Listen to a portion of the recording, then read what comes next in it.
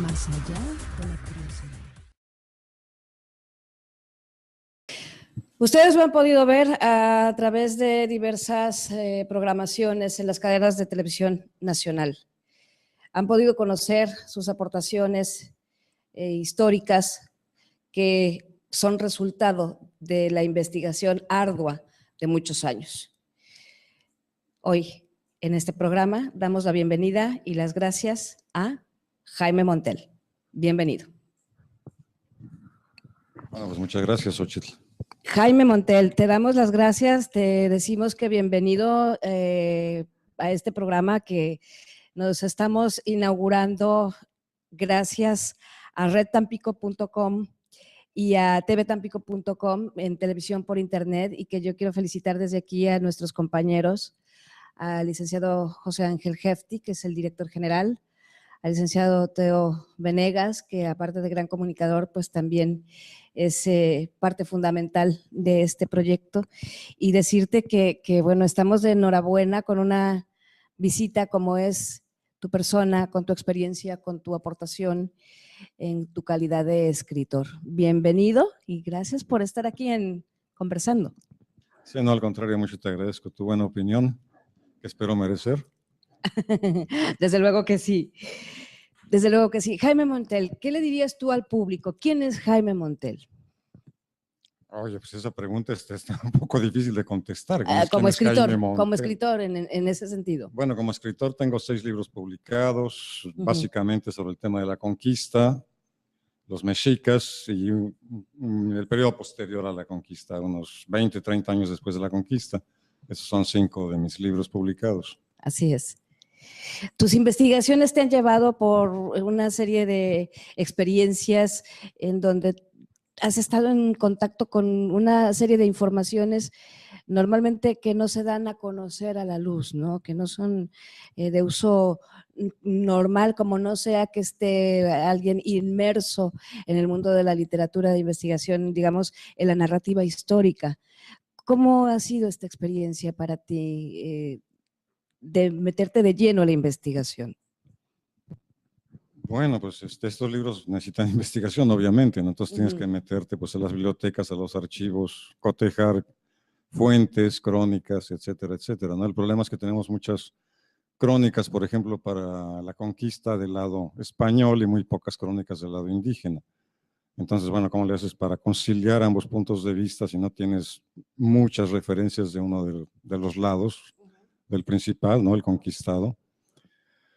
Pero bueno, pues es lo que tenemos. Entonces, hay que evitar caer en los sismos, que desgraciadamente muchas obras caen en esto, a favor de los españoles o en contra de los indígenas, o a favor de los indígenas en contra de los españoles, etcétera.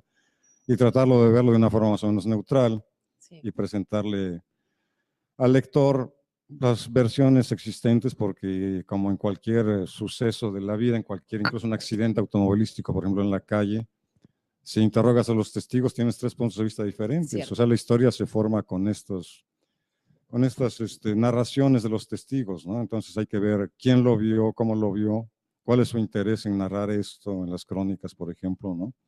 Exacto. Esto que estás mencionando me parece fundamental, porque bueno, lo hemos hablado con otros historiadores, cronistas e incluso escritores, y yo me sigo preguntando y te planteo ahora la pregunta, ¿cómo saber que un documento o que un dato que estás encontrando realmente sea fiable como para que lo retomes y lo lleves a tus obras, ¿no?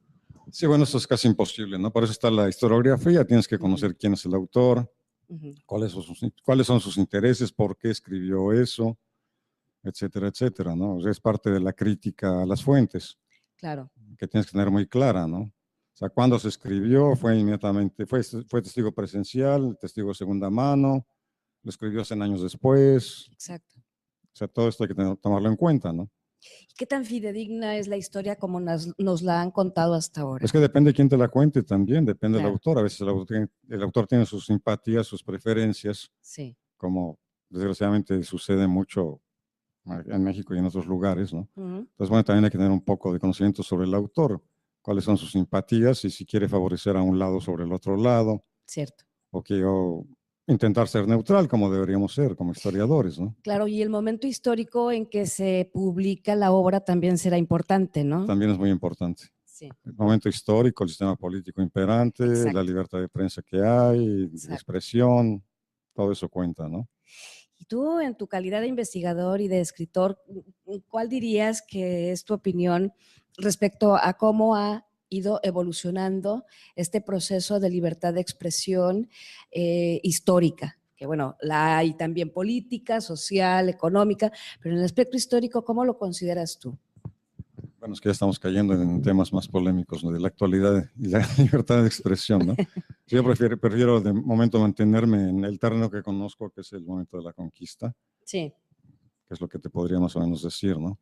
Entonces, tenemos grandes narrativas, tenemos las cartas de relación de Cortés, por ejemplo, que son de un testigo presencial, pero que obviamente están destinadas a darle mérito a Hernán Cortés ante los ojos del emperador Carlos V, ¿no? Sí. O sea, no puede decir son neutrales.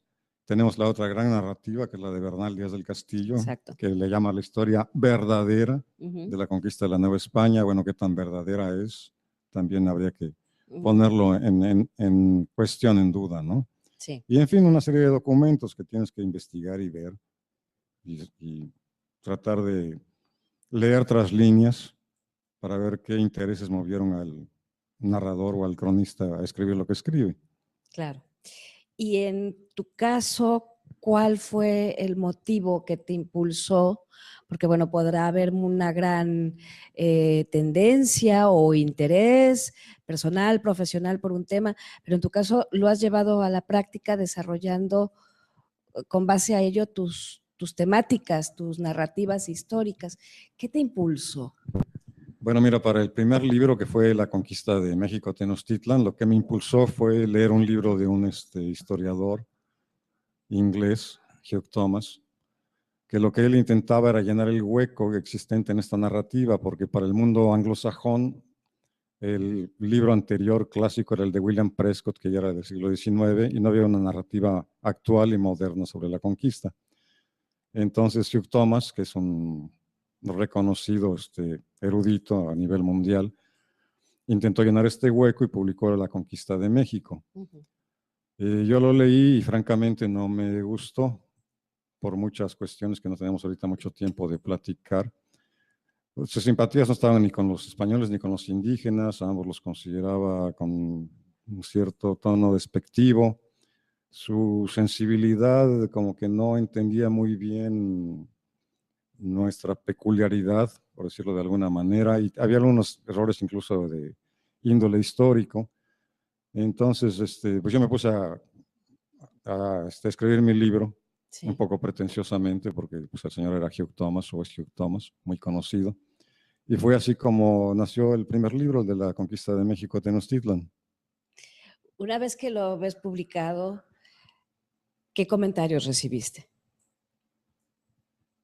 El principal y muy halagador fue una reseña del doctor Jan Meyer, uno de nuestros historiadores más reconocidos aquí en México, a pesar que es de origen francés, pero que ha pasado toda su vida en México, que publicó en Letras Libres sobre este libro de la conquista.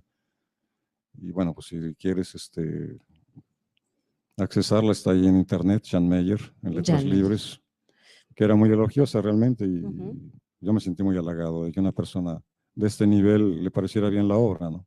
Primera obra, además, autor desconocido. Exacto.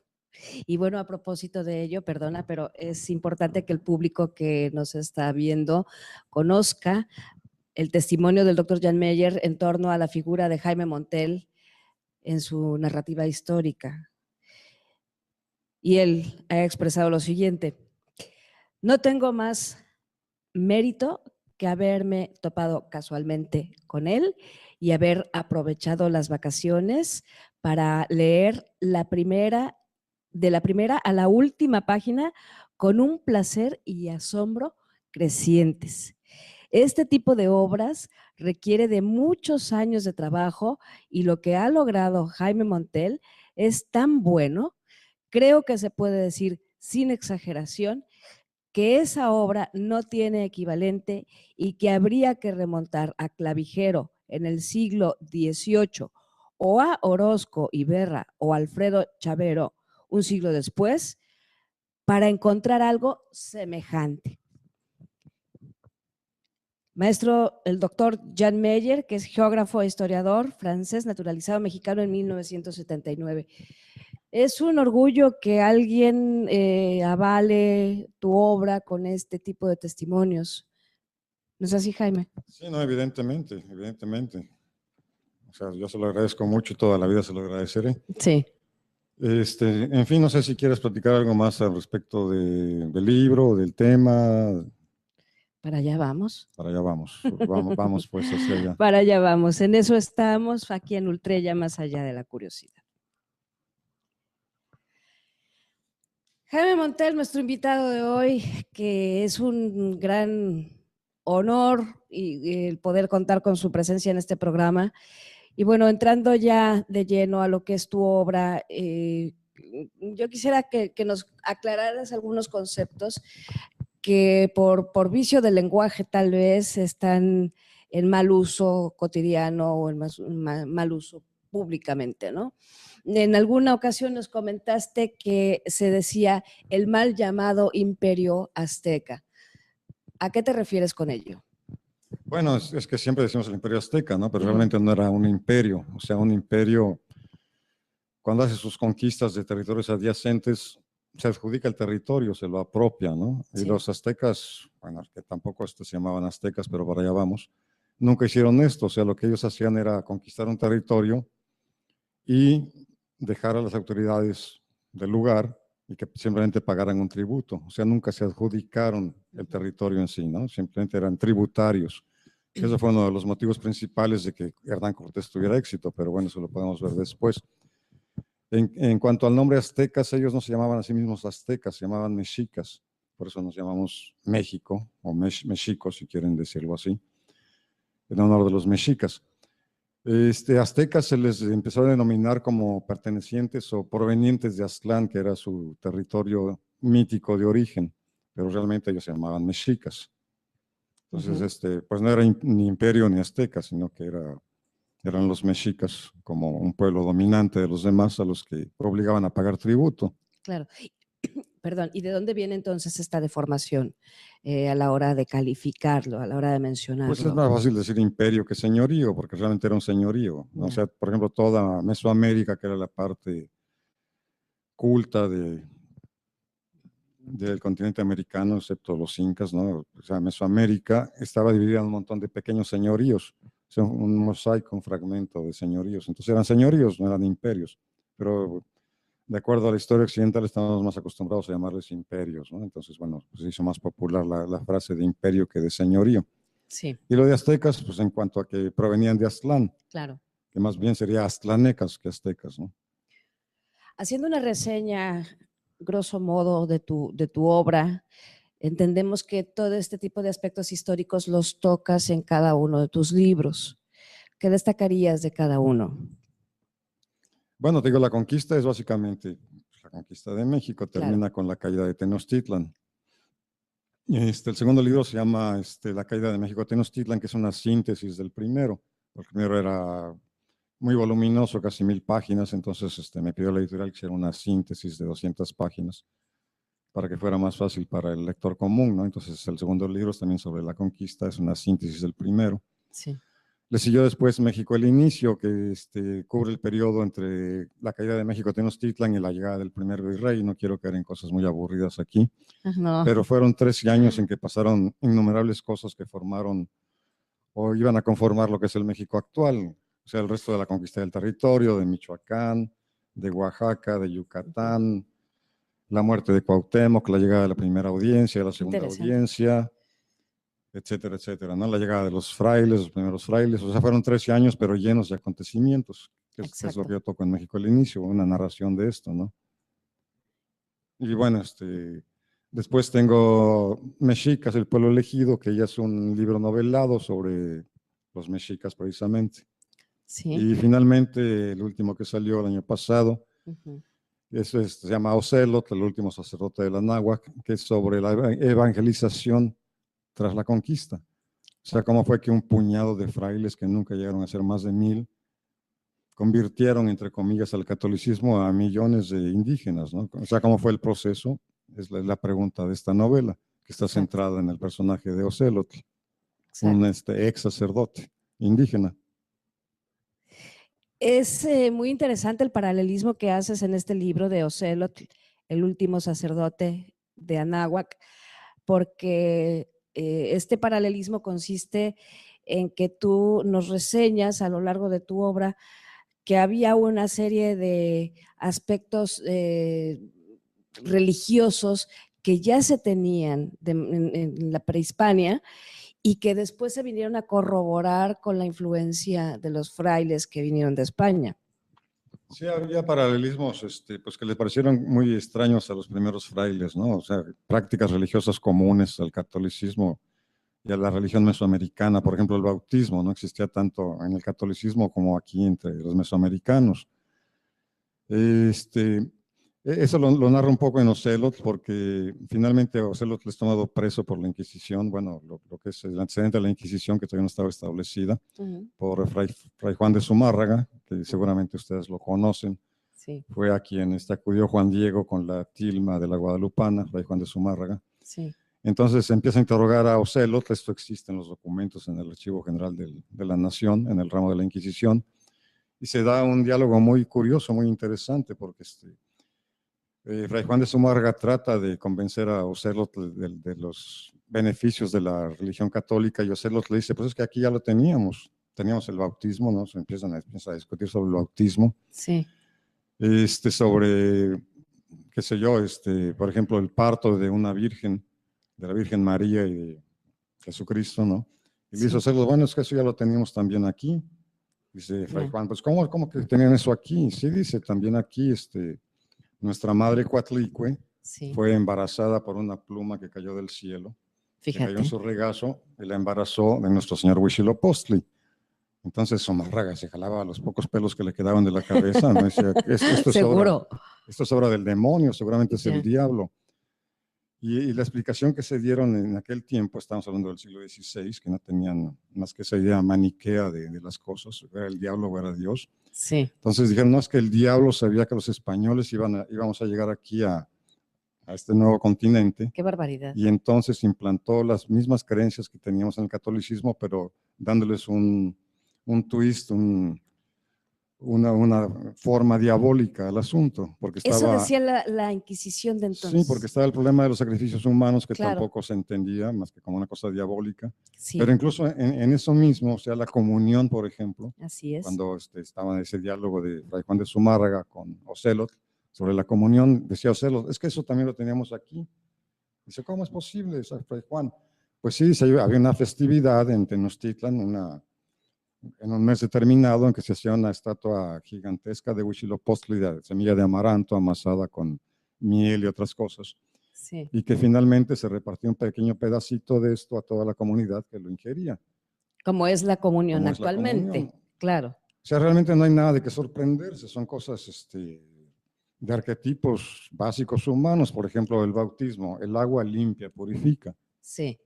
Y la comunión con algo sobrenatural, con algo divino, pues tampoco tenía por qué ser privilegio único y exclusivo del catolicismo, o sea, muchas Sí. religiones también lo tienen, ¿no? El orientalismo mismo, ¿no? Pero te digo, para los frailes era una cosa diabólica totalmente. Claro. Por la época, Ahora, vamos a decirlo, ¿no? el sacrificio, por ejemplo. Claro. Porque le decía Ocelot a Fray Juan de Zumárraga, dice, pero ustedes también se beben la sangre de su Dios. Dice Fray Juan, ¿cómo que nos bebemos la sangre de Dios? Sí, dice, cuando hacen la comunión, dicen, Claro. esta es la sangre de Cristo y la bebemos. A ver, desde ¿no? la óptica, vamos a decirlo, de un indígena que vamos a ubicarnos en ese momento histórico, a ponernos en situación como si Ocelot nos llevara de la mano y nos metiera en la historia. Realmente imaginemos a un indígena que con esa inocencia, ¿verdad?, le contesta al fraile esto sin ningún ánimo de ofender ningún tipo de creencia ni nada, sino simplemente responde ante una realidad que ellos ya vivían, insisto, en el mundo prehispánico.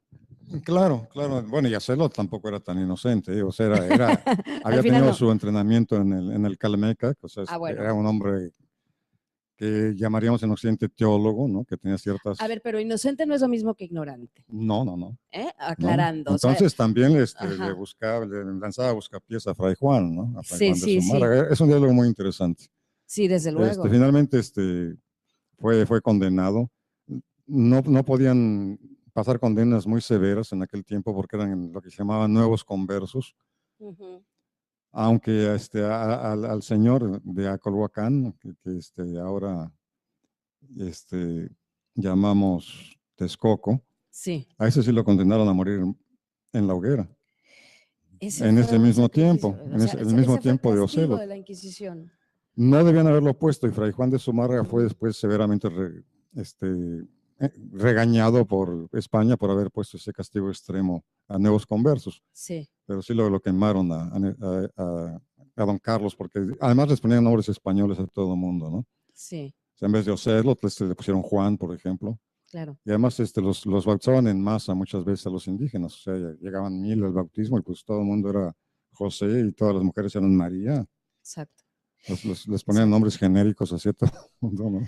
Bueno, y entonces te digo, finalmente Ocelot fue condenado, pero no a esta pena extrema de morir en la hoguera, sino a recibir un cierto número de latigazos, sí. yendo montado de espaldas en una mula recorriendo los poblados donde, según Fray Juan de Zumárraga, había mal adoctrinado a los indígenas. Y después lo envían, bueno, ya estoy contando todo el libro, no lo vas a comprar, mejor ya no te cuento nada. No, bueno, tiene mucho más todavía que aportar este libro maravilloso, Ocelot, el último sacerdote de Anáhuac.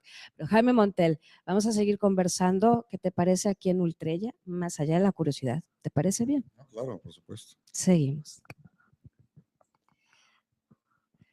Seguimos aquí con Jaime Montel, muy contentos porque lo que nos estás diciendo, la verdad es que, bueno, lo estamos disfrutando mucho. aquí este equipo de trabajo y seguramente usted que esté viendo esta entrevista tendrá su propia opinión. Somos respetuosos de todos los dogmas, creencias, pensamientos.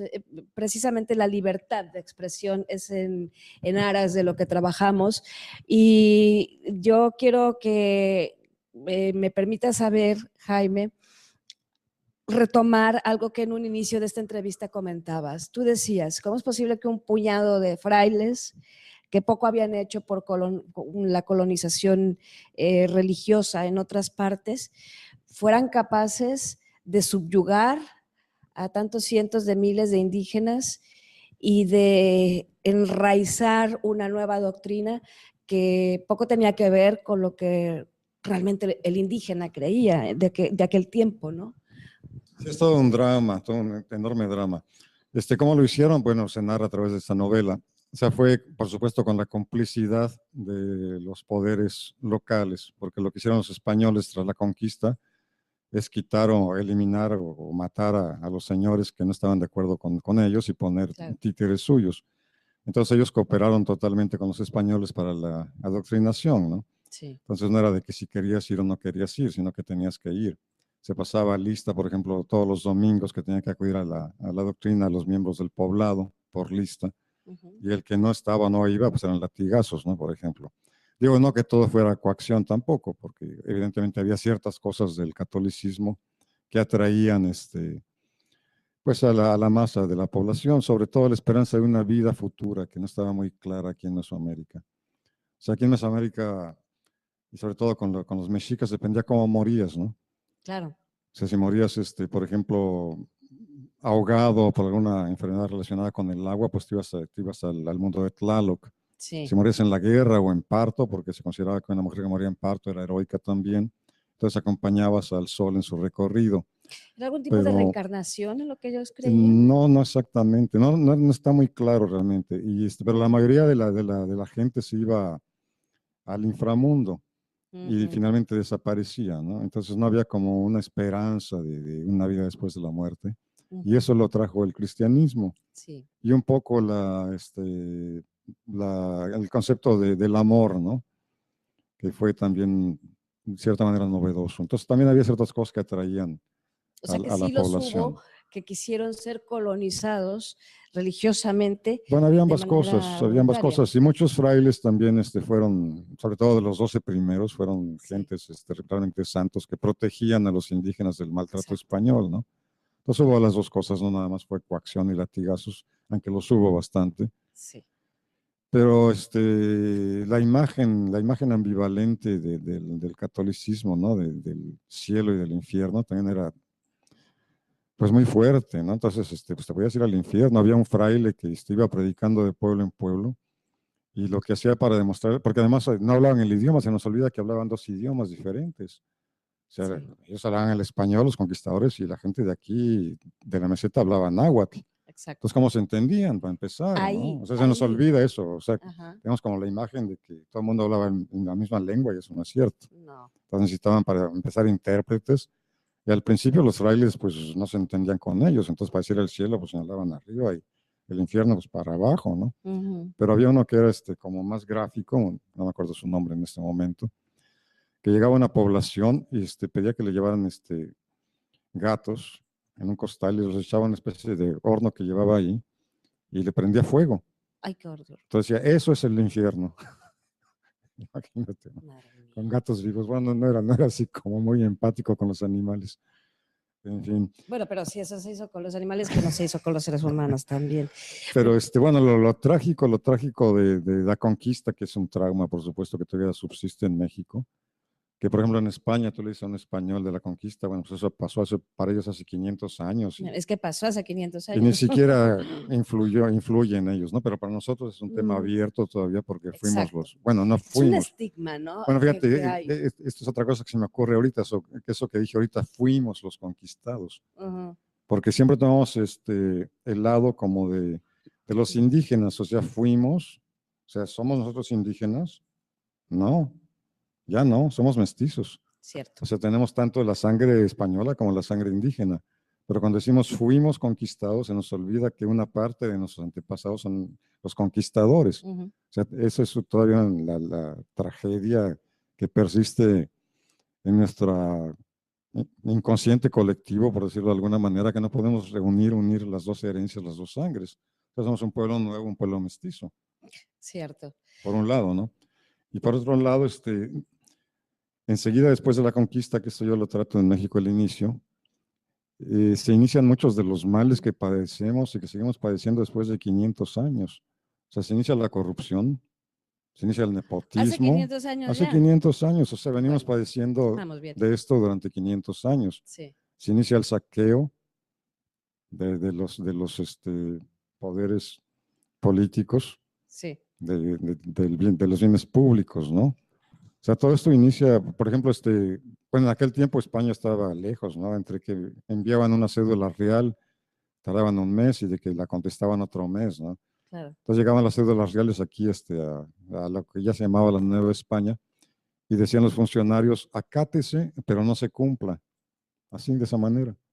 ¿Y cómo se podía interpretar ello? Acátese, pero no se cumpla. Y estamos exactamente igual 500 años después. O sea, hay leyes, tenemos un montón de leyes que se acatan, pero no se cumplen. Cierto. 500 años. Esa es la interpretación. 500 años. Qué barbaridad. Jaime Montel, cuánto estamos aprendiendo contigo. Vamos a seguir para volver con la última parte en un momento más en Ultrella, más allá de la curiosidad.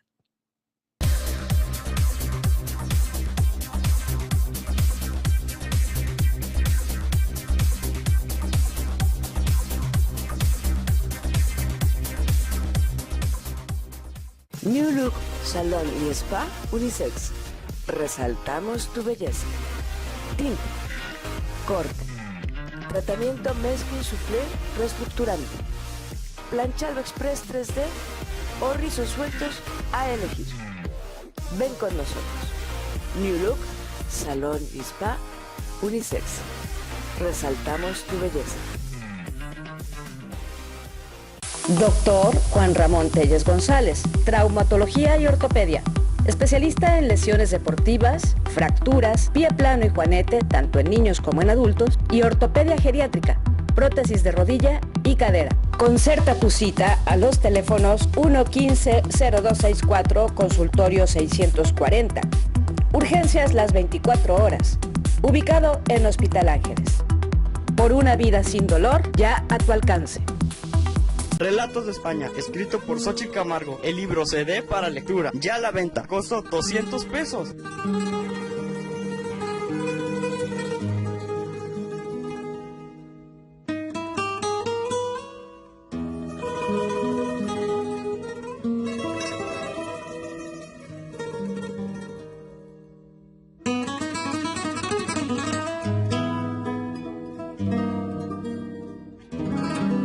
Recuerde, Relatos de España ya a su alcance.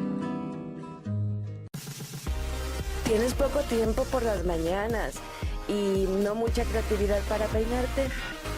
¿Te gusta salir bien arreglada, guapa, pero luego el cabello se te esponja y más en este tiempo? Ya no batalles. Ven a New Look, salón y spa unisex. Ven y busca el alaciado permanente. Cualquier largo. Te incluyen tratamiento de queratina, corte y planchado express. New Look, salón y spa unisex. Resaltando tu belleza.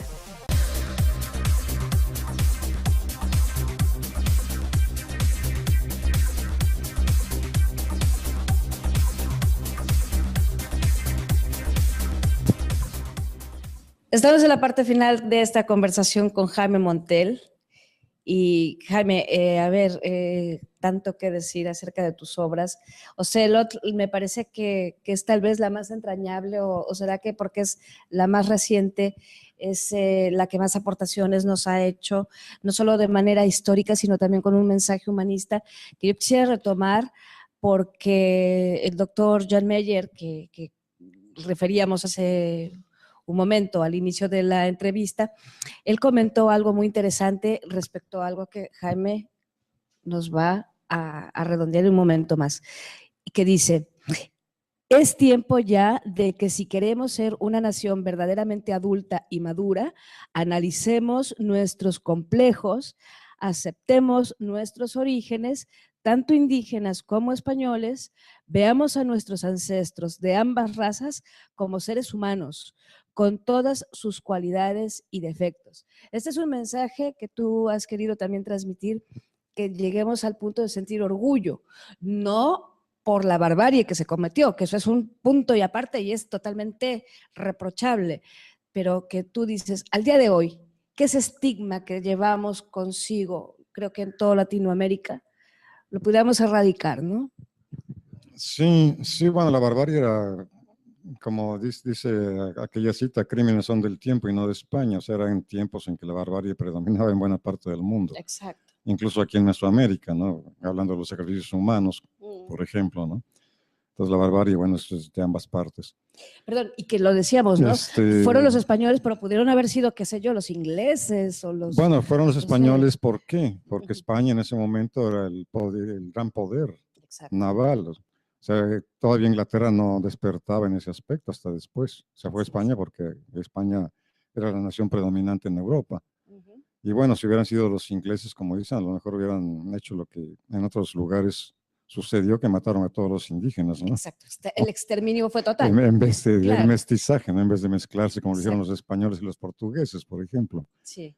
En Argentina sucedió mucho lo mismo, o sea, una matanza de indígenas. Exacto, en Chile mismo también. En claro. Chile, etcétera, ¿no? Sí, sí. Entonces, bueno, hay que ver también las cosas positivas del asunto, ¿no? Sí. Ahora, entre las cosas malas tal vez que heredamos o que tenemos tal vez los españoles, supongo, es el feroz individualismo en México. Exacto. Porque los indígenas tenían más sentido de comunidad, bueno, inclusive en los pueblos más indígenas del sur, en Oaxaca, sigue ese sentido de comunidad, ¿no? Que hemos perdido en gran parte y que ha sido reemplazado por el egoísmo. Así Entonces es. aquí primero soy yo, después soy yo y los demás que se amuelen, ¿no? O sea, nunca, no hemos logrado desarrollar ese sentido de solidaridad social, de ayudarnos mutuamente, y yo no sé si esto nos venga del individualismo español, tal vez, o por ejemplo la creencia en la palabra hablada, en los discursos de los políticos, ¿no? Que nos endilgan una y otra vez en todas las campañas y que seguimos creyendo una y otra vez a las palabras en vez de a los hechos. Que eso también viene de la parte indígena. Por ejemplo, el emperador, entre comillas, mexica, se llamaba Huey Tlatoani en náhuatl. Huey, no güey, por como hoy usamos güey, ¿verdad? Sino güey en náhuatl quiere decir gran, y Tlatoani, el Huey Tlatoani era el gran orador, o sea, el que se distinguía por su palabra. Exacto. Por su expresión hablada. Entonces siempre le hemos dado como mucha importancia a las palabras y muy poca a los hechos. O sea, ya nos viene de lejos. Ya nos viene de lejos, entonces siguen engañándonos con palabras y palabras y palabras y no nos fijamos en los hechos, ¿verdad? Y entonces, ¿cuál sería tu mensaje para redondear este concepto que tú nos has transmitido y que es también el espíritu de este programa, que procuramos cerrar con algo positivo, con algo para que usted, que nos hace el honor de sintonizarnos, se quede también con algo positivo, con algo edificante que tal vez nos mueva a la reflexión, pero sobre todo a la acción? Tú has dicho en tu mensaje que evitemos el individualismo. ¿Y qué más le querrías compartir a este público que nos está viendo como tu mensaje final en esta ocasión? Pues yo creo que es eso, ¿no? Necesitamos tener una poca de idea de nuestra historia y de nuestro pasado, porque si no vamos a caer en los mismos errores una y otra vez. Y para eso necesitamos, bueno, pues evidentemente educación para empezar. Claro. Y un cierto nivel cultural y olvidarnos un poco de nuestro individualismo, o sea, tener más conciencia social, más educación. Yo creo que es lo único que nos puede ir sacando poco a poco del marasmo en el que está sumido buena parte del país de momento. Y bueno, pues ojalá que con pequeños actos individuales, otra vez individuales o colectivos, vaya cambiando nuestra mentalidad. Exacto. Hacia la suma de esfuerzos, hacia la conciencia social, sí. ¿no? Hacia enterarnos de las cosas, hacia preocuparnos por las cosas. Lo que le sucede a mi vecino también me sucede a mí, ¿no? No nada más a mi vecino. muy cierto. Y eso nos falta mucho todavía, ese tipo de conciencia en México. Pues qué mensaje más hermoso, y digo yo porque es más fácil decirlo que hacerlo, pero es absolutamente indispensable. Y permíteme, Jaime, compartir con el público que tu mensaje humanista también ha incluido lo siguiente, que convocas a erradicar la individualidad en aras de sumar una necesidad social de solidaridad, no solo por la supervivencia, sino también por el desarrollo de una conciencia social más comprometida y menos egoísta. No sé qué le parezca a usted, ahí están las vías de contacto para que nos haga llegar todos sus comentarios. Vamos a dar, por supuesto, una retroalimentación a lo que ustedes nos digan, pero creo que esta propuesta, esta invitación del maestro Jaime Montel, gran escritor, gran narrativo histórico, es algo como para que nos quedemos pensando, y repito, pensando y actuando. Jaime, un mensaje final, algo con una idea con la que quieras finalizar esta conversación. Bueno, pues, ¿qué más te puedo decir, Xochitl? Ya lo que te dije, pues es básicamente eso. O sea, la esperanza de esta nación es que seamos un pueblo informado, educado, con conciencia social. Claro. Yo creo que no hay otra. Si Conciencia social. No va a seguir pasando lo mismo que nos ha pasado durante 500 años. Pues sí dijiste algo nuevo al final, que no nos pase lo mismo que de hace 500 años. Jaime Montel, muchas gracias. Es un placer, un honor, un gusto y una enseñanza que nos compartes con tus conversaciones, con tus testimonios y a lo largo de tus obras publicadas. A usted que nos ve decirle, ahí están las vías de contacto para que se comunique con nosotros. Este es su programa y en la próxima emisión contaremos con más conversaciones, como en este caso con Jaime Montel. Ultrella, más allá de la curiosidad. Soy Xochitl Camargo y le espero en una próxima emisión. Hasta la vista.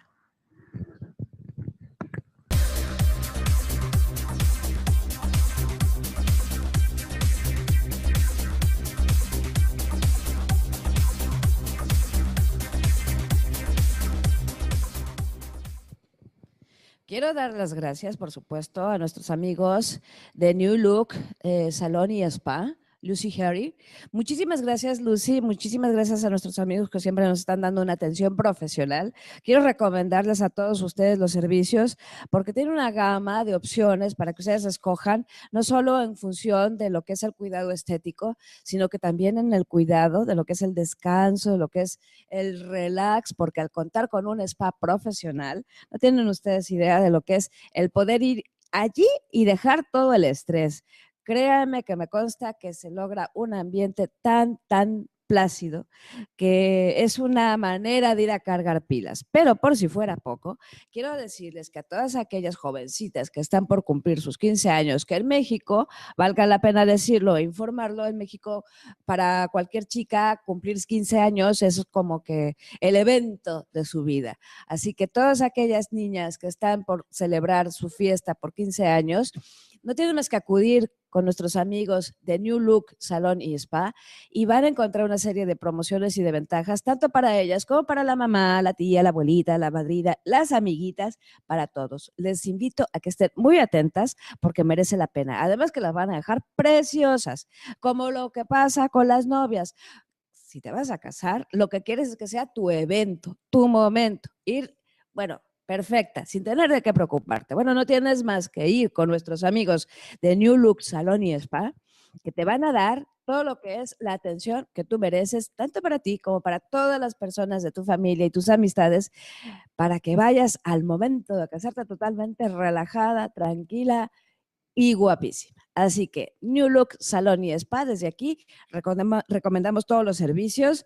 Es un salón profesional, es un salón con muy buen gusto y además es un salón accesible para todas las personas que quieran realmente tener una asesoría en el diseño de su imagen personal.